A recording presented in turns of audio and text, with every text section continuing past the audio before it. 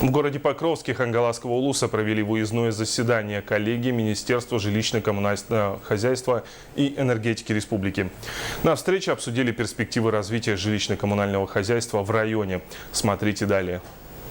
Участники коллегии во главе с министром ЖКХ Алексеем Колодезниковым провели осмотр объектов на Верхнем Бестяхе и поселке Махсоллох, а именно водозабора Якутского семейного завода. Часть участников коллегии провели круглый стол по благоустройству среди глав населенных Хангаласского района.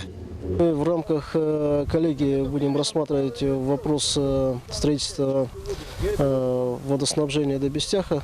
Есть варианты участия в фонде модернизации, которые планируется запустить в этом году через федеральную программу, через государственную корпорацию содействия реформированию ЖКХ. Там есть возможность получить 60% софинансирования с участием концессионера. Вот мы предлагаем Якутскому заводу стать концессионером по водоснабжению в Хангаласском районе, непосредственно в Махсоголохе и Бестяхе.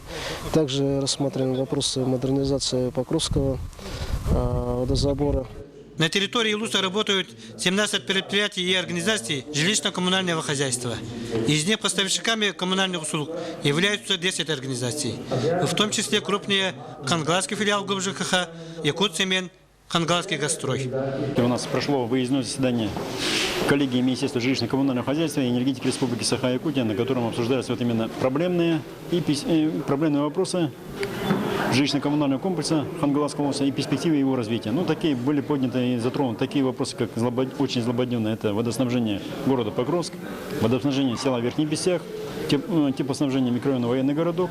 Ну и самое третье главное направление – это надежность электроснабжения населенных пунктов Хангаласского улуса.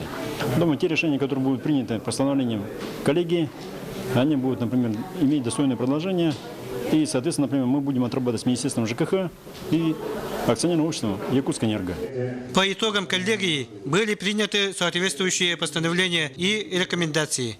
Проблемные вопросы будут отработаны заинтересованными министерствами и ведомствами. Иван Егоров, Александр Ярков, НВК Саха, Хангаласский улус.